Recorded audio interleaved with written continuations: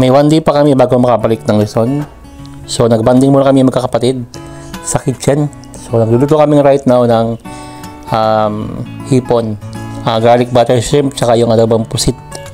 So ito ang ating expert na cook ng kapatid. And then naalis niya yung mga dumi ng hipon, yung mga impurities. Burn over your mouth.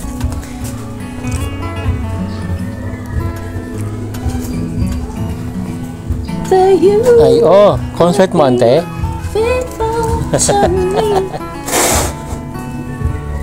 Hirap tumawag sa palengke. Sama ko kasi kayo. Kami ni Mama, pag pumupunta kami, nakakatawad kami dun eh. Ang lulusog daw eh. Ay, hindi naman ito nagugutom ng mga to, sabi nga. So, nag-melt lang tayo ng butter sa kawali kasama yung mga aromatics, sibuyas, bawang at kamatis. Eh, make sure lang po na mapiga yung katas ng kamatis.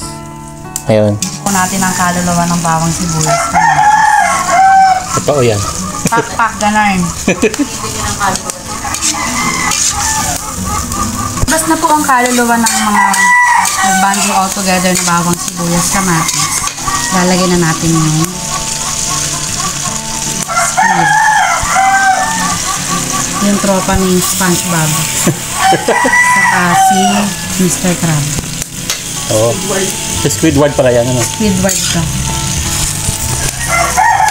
Di na natin hinate para bongga yung laki. Isang kapal yan, di ba? Isay-satay lang hanggang sa masunog. Charis.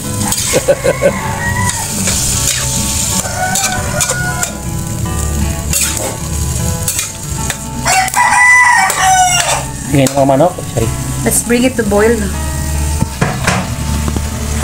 Yan, ang nilalaki ng mga squid, guys, no? Yan. Simmer nyo lang, guys, sa mga ilang minuto dahil sabaw. So, ito ang cooking collab with my sisters kasama na maingay ng mga manok. Para kayo dyan. Hindi ko na, i-edit ng mongga-mongga. Yung tama lang, yung natural lang. Walang halong-halong edit.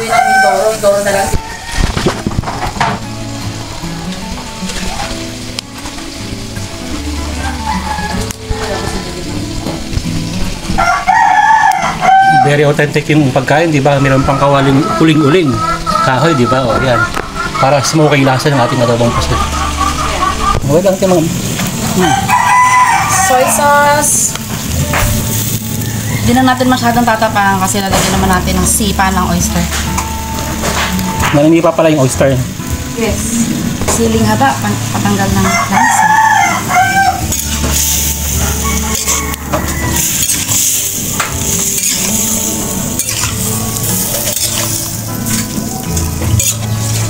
Squidward.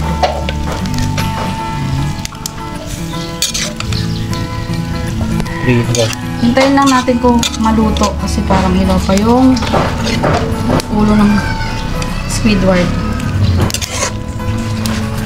Yan. Let's add some Mamacita's oyster sauce. Isang sachet lang Cherry Bumblebee na yan.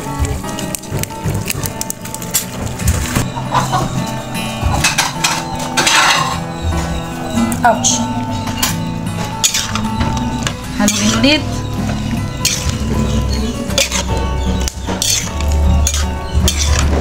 Tamang kalusa. Share na to. Hindi naman masyado niluluto ang pusit kasi tumitigas. Actually, this is okay na. Ready to serve. Akala ko, happy to serve.